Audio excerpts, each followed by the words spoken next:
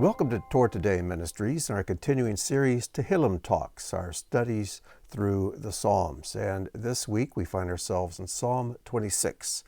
And just for review, in case you haven't been following along the last few Psalms, Psalms 22 to 31, these 10 Psalms I see as Psalms that reflect Yeshua and his experience, his thoughts while he's on the cross. Because Psalm 22 begins with, my God, why have you forsaken me? And then as you get into Psalm 31, we find the words, into your hands I commit my spirit. And these are words that kind of bookend Yeshua's experience on the cross. And so as we've gone through 23, 24, 25, did I say 23 twice? Anyways, 22, 23, 24, and 25, we've looked at how this reflects Yeshua's experience and his remarks from the cross. And now we come to 26. And in 26, it almost seems like he's ending his suffering on the cross. The work is accomplished, and he's asking God, judge me. And my life has come to an end here, and Lord, I just want you to make a final judgment. And have I done it right or have I not? And one of the things we always have to keep in mind, this is very important, is though David is the one who writes these Psalms, as a prophet, he is giving voice to the heart of Messiah. Think of these Psalms as a duet. They're being sung by David, who is not a perfect man, as we're really going to see in this Psalm, and also by the son of David, by Yeshua, the Messiah, who was perfect, who is perfect. And so you can read each of these Psalms as being just by David and see him reflected and his imperfections. You can also read them as if being sung by Yeshua in his perfection. So let's get into the Psalm and hopefully you'll see what I'm talking about. I've divided the Psalm into 4 short sections. It's only a dozen verses in the Psalm, but it's a powerful Psalm and beautiful Psalm. So let's get right into it. It starts out with the attribution of just La David, it's of David. And then the first 3 verses. Judge me, Adonai, for I have walked in my integrity, and I have trusted in Adonai without wavering. Examine me, Adonai, and test me. Prove my heart and my mind. For your steadfast love is before my eyes, and I walk in your truth.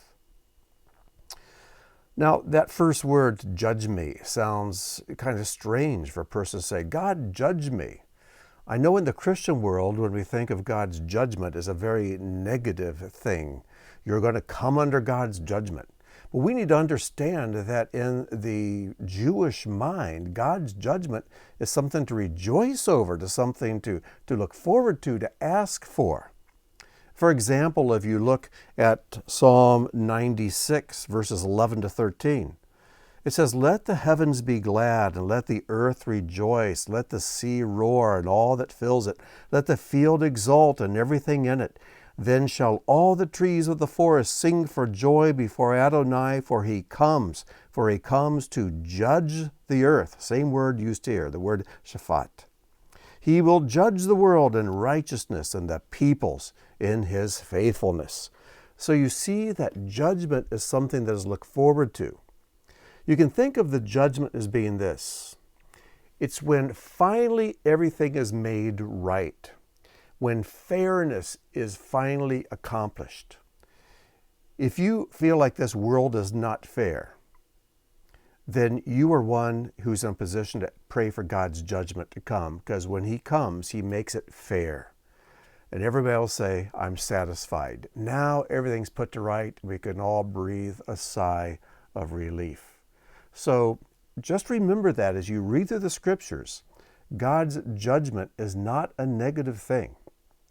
Now, if you're one of the bad guys who's going to receive condemnation and consequences, some negative consequences for your actions, then his judgment is not something to look forward to. But if you're a righteous person who's trying to live for God the best you can, then his judgment is something, as we read in Psalm 96, you rejoice over, you look forward to, and you ask God to bring. Even in Revelation, we read in chapter 6, verse 10, about the martyrs. They cried out with a loud voice, "O sovereign Lord, holy and true, how long before you will judge and avenge our blood on those who dwell on the earth?" So they're also crying out for God's judgment to come, but to bring vengeance against those who had martyred them, and then to make everything fair, make everything right, restore everything the way it should be. So here David is writing, "Judge me, Adonai, for I have walked in my integrity." That word integrity is the word tam, and we'll see it again at the very end of the psalm. Whenever I think of this Hebrew word tam, I think of Jacob when he was born. Unlike his hairy brother, twin brother Esau, it says Jacob was born tam. He was pure, he was complete. And tam is one of those words that means clean and pure. "And I have trusted in Adonai without wavering. Examine me, Adonai, and test me." Now this is a problem, because in the Lord's Prayer, Yeshua said, when you pray, pray like this. And in the Lord's Prayer it says, "Do not lead us into testing." So here David's asking to be tested. And Yeshua instructs us, do not ask to be tested. So who do we follow? Well, David isn't my rabbi. Yeshua is. I'm going to follow Yeshua. Because David got a little cocky, I think. He asked God to test him, and as if God said, "You sure about that?" And then he did. And he tested him by allowing him to see Bathsheba. And because of that test, which David failed miserably, there was adultery and there was murder. And then later, David writes another psalm, and he repents of the things that he did. And I think we can see then that he really regretted praying this. The psalm is Psalm 51, and the first two verses, this is what it says. "A psalm of David when Nathan the prophet came to him after he had gone in to Bathsheba. Be gracious to me, O God, according to your loving kindness. According to the greatness of your compassion, blot out my transgression. Wash me thoroughly from my iniquity and cleanse me from my sin." What a difference. Here in Psalm 51, in the first two verses, he refers to his transgression, his iniquity, and his sin. And here he uses three words: examine me, test me, prove me. And he didn't do so well. It's interesting, as I was preparing for this teaching, I was in a conversation with a young man who shared about how over the last year or so he's been going through this terrible struggle, something he just couldn't get on top of. And he said, "I've been praying every day, Lord, test me, try me, see if there's any wicked way in me." And then he says, "I realized I should not be praying that. And the moment I stopped asking God every day to do that, this weight lifted off of him. And this testing that he was having such a struggle with went away." So we need to be very careful as we come to this chapter. I'm a strong believer in praying the Psalms. But here, this is one that I never ask God to do. I never ask him to test me. I know there are going to be enough testings. And the word for temptation, for test, is the same word. So every temptation is a test. And every test is actually has a temptation attached to it. So there are enough temptations and tests that come my way every day. I don't have to ask for more. But if we read this passage as if Messiah is asking it, that's completely different. Because Messiah was perfect. And he was tested, he was tempted in every way as we are, Hebrews tells us, yet it was without sin. So he could say, "God, test me, try me." God did. He tested him to the max like no man had ever been tested before. I'm reminded of the temptations of Satan in the wilderness. And the temptations began with, "If you're the Son of God, do this. If you're the Son of God, do this." And while Yeshua is hanging on the cross, the Pharisees stood at the bottom of the cross, looked at him and said, "If you're the Son of God, come down. We'll believe you." Can you imagine what a powerful temptation that must have been? Yet Yeshua stayed on that cross out of his own choice, out of love for you and me. He passed the test. Now, this word judge is the word shaphat, judge, that I mentioned. And in Exodus, we have a section there called Mishpatim. It's right after the giving of the Ten Commandments in Exodus 20. And that next section is called Mishpatim, which means judgments. And it has to do with how humans relate to other humans. It's a very powerful section, something we should study very closely and very frequently.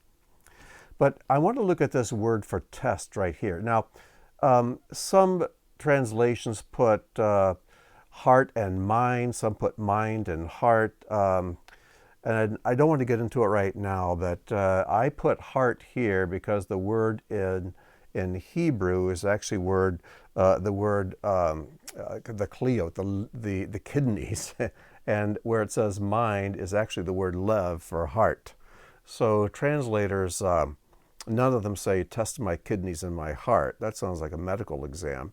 But the kidneys are seen as the seat of the emotions, and the heart as the seat of where decision-making is made. And the heart is always connected to the mind. And generally, when the scriptures refer to the heart of a man, it's talking about the mind of man. But this word for test is one I want to focus on. It's the word nasa. Nasa. And this word to test has a secondary meaning. It also means to raise up, to test something and to lift something up. And whenever you are tested, it's not because God doesn't know what's in your heart. But that's the way it sounds so many times when it says that God tested so-and-so to see. Well, he tested Abraham to see. He tested so-and-so. But it's not that God isn't aware what's in our hearts. What he does, he tests us so that we can see what is in our hearts. He tests us so that we can see the strengths that are in us and the abilities within us to rise above our circumstances. And every test has this goal in mind. God tests us not so we'll fail. He can go, look what a failure you are. Look how miserable you are. He tests us and allows us to be tested so that we can rise above the testings.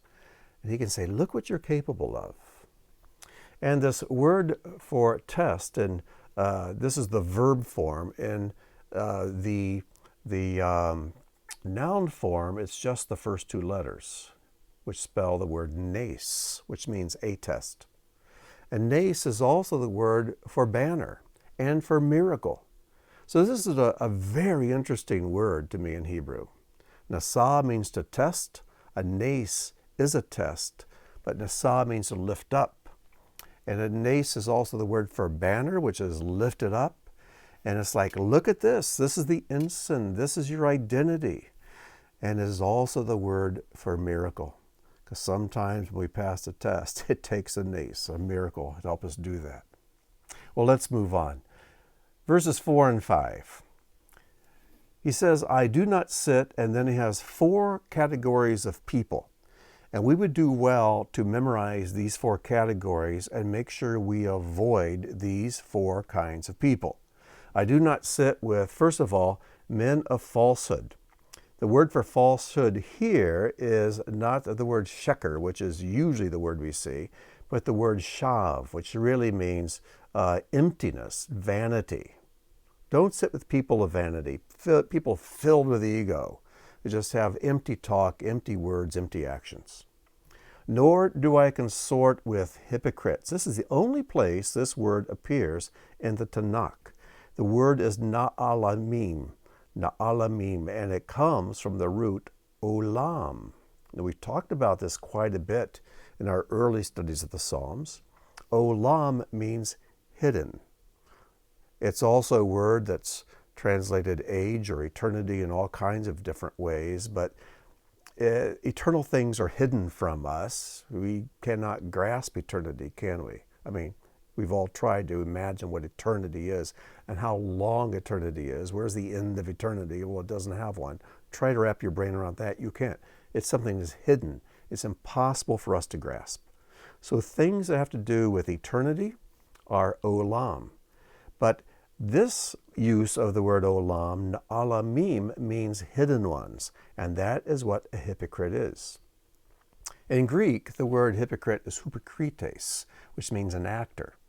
A Greek actor in a comedy or a tragedy who would walk the stage, he would always wear a mask.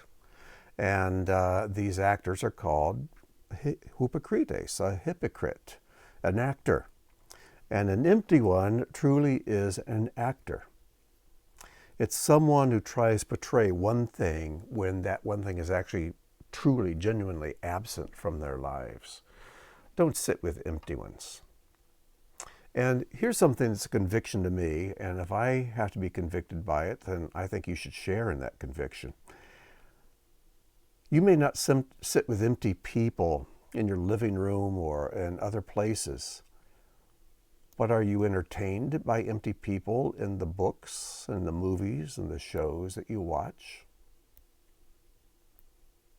And is it the same thing? Not quite sure. But I think sometimes we turn to emptiness and to empty things to entertain us. Just like a hypokrites would entertain people at the stage. And he says, I do not consort with the empty ones, the hidden ones. So anyway, something to think about. The third group. I hate the assembly, and that word there for assembly is the word kahal, which is usually translated church, or should be translated church, but it's just assembly. I hate the assembly of evildoers. The word for evildoers is the word ra'ah. Ra'ah and rasha are pretty much synonymous, but it means bad, evil people who do rotten things. And I will not sit with the wicked, and there's the word rasha. Again, almost synonymous with each other. There's probably a difference. I haven't quite figured out what it is. I'll have to look into that sometime. But these are the four kinds of people that we should not spend our time with. Men of falsehood, hypocrites, evildoers, and the wicked. Going on to verse 6. I wash my hands in innocence and circle your altar, Adonai, proclaiming thanksgiving aloud and telling all your wondrous deeds. Let's pause there for a moment. What does it mean to wash my hands in innocence and circle your altar? Well, there are a couple of visuals here we can call to mind. One is that before a person would offer something at the altar, when you'd go into the tabernacle, there was the altar, but right beyond that was the laver with the water. And you would wash your hands and your feet before you worked in the tabernacle. Priests did this all the time before they would offer sacrifice. And then after they'd washed their hands, they would then circle the altar as they would prepare the animal and sacrifice the animal and skin the animal. The activity surrounded the altar, but they had to wash their hands. But there's another image that's called to mind as well that comes from Deuteronomy. Deuteronomy 21, there's this interesting scenario where a dead body is found out in the field or in the woods somewhere. And so if a dead body is found, and it's obviously someone who's been murdered, then the elders from each of the surrounding cities and towns would come to that dead body, and some Levites would come with them. And the elders would measure the distance from the corpse to their city limits. And they would figure out which town the body is closest to. And when they did, then the elders of that town, it's almost like God said, I'm putting responsibility for this murder victim on you. What was it you failed to do that allowed someone close to your town to be murdered? But anyways, what they would do, they have to bring a heifer. And let me just read it to you. It's Deuteronomy 26. I'll read verses 6 and 7. And all the elders of that city nearest to the slain man shall wash their hands over the heifer whose neck was broken in the valley. And they shall answer and say, Our hands have not shed this blood, nor have our eyes seen it. And it goes on with the words that they would have to say. So it's almost as if David is saying here, I wash my hands in innocence, and any deaths around me, I have not played a part in those. So again, it might be a stretch, but then it might be another one of those connections that David's drawing between this psalm and this passage in the Torah. But there's also a tradition in Orthodox Judaism that before you sit down to pray and to study in the morning, you must wash your hands. And that's found in the Shulchan Aruch, which is like the handbook for all the rabbinic traditions you have to follow. And they draw that tradition from this passage in Psalm 26. I wash my hands in innocence, and then I circle your altar. So, anyways, it's a good tradition. It's not a commandment, but it's still a great tradition to follow. Let's continue with verse 8. Adonai, I love the habitation of your house and the place where your glory resides or dwells. Do not sweep my soul away with sinners, nor my life with bloodthirsty men, in whose hands are evil plots. And the word evil is not there, but it's implied. It's just the word plots. And the word for plots is a rather interesting word. It's not found too often. It's the word zima, and it's usually associated with lust. Lust for what you usually lust for, but strong desires for things you should not have strong desires for. So it says, do not sweep my soul away with sinners, nor my life with bloodthirsty men, in whose hands are evil plots, and whose right hands are full of bribes. Now this phrase, bloodthirsty men, is the phrase anshe damim. The Hebrew word for blood is the word dam. Damim is the plural, bloods, men of bloods. And this phrase is only found 3 times in the scripture. You can find the other 2 places in the references at the end of the notes. But it's a fairly unusual term. The other 2 references are also in Psalms and Proverbs, and we'll be coming to the other one in Psalms later on. But when I read this, again, going back to Yeshua's crucifixion, we're told that he was crucified between thieves, I think in one gospel says murderers. But in those days, a person who was a robber always robbed through violence. You remember the account of the Good Samaritan, and there was a man there who had been robbed, but he hadn't been pickpocketed. He had been violently beaten and left for dead when they robbed him. And in ancient times, and even in the Middle East and Far East today, robbers usually accompany their actions with grave violence, usually murder. And so here's Yeshua between these 2 anshe damim, men of bloods, bloodthirsty men. One of them unrepentant and the other one repentant. So I think that even this part of this psalm is a reference to the conditions in which Yeshua found himself, crucified with 2 bloodthirsty men.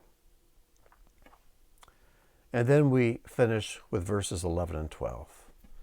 But as for me, I shall walk in my, and there's the word tam again that we saw back in the first verse. Redeem me, be gracious to me.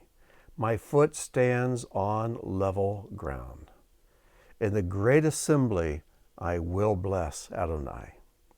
So this person who's going through this testing, this person who's going through this experience, and I think of Yeshua again on the cross, he realized that he is going to bless the name of Adonai in the great assembly.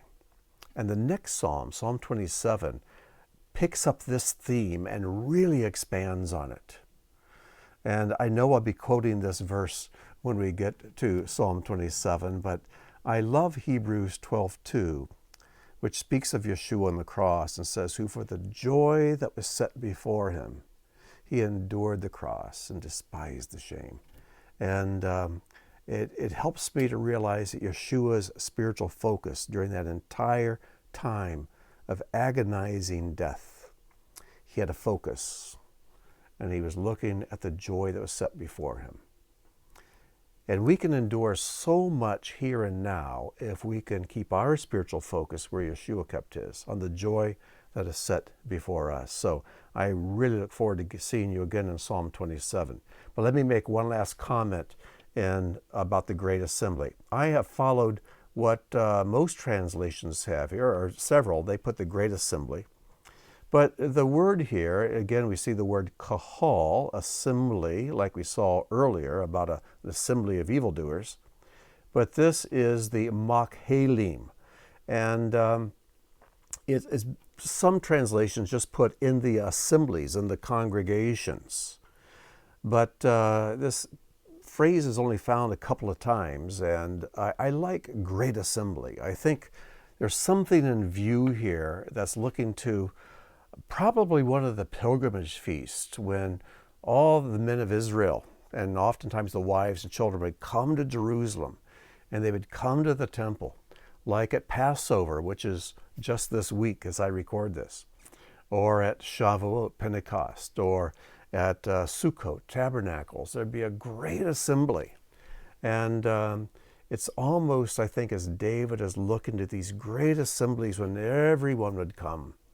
And you would have the greatest gathering of Israelites throughout the year at these great assemblies. And these are a foreshadowing of a great assembly that we'll be a part of in a day to come. And at that day, we will bless Adonai. So there's so much going on in this psalm. If you sense some frustration on my behalf, I feel frustrated because there's so much here to comment on and to think about and to ponder. But as always, I hope you do not listen to this teaching and think, okay, I got that psalm down, let's go to the next one. Please, please take these comments, then go back and read and meditate and study and live with this psalm for a while and just let it soak in. And I look at these teachings I do on the Psalms as just being some seasonings that will help flavor the psalm a bit to bring out more of its depth and richness. So, anyways, until Psalm 27, I wish you shalom and may God bless.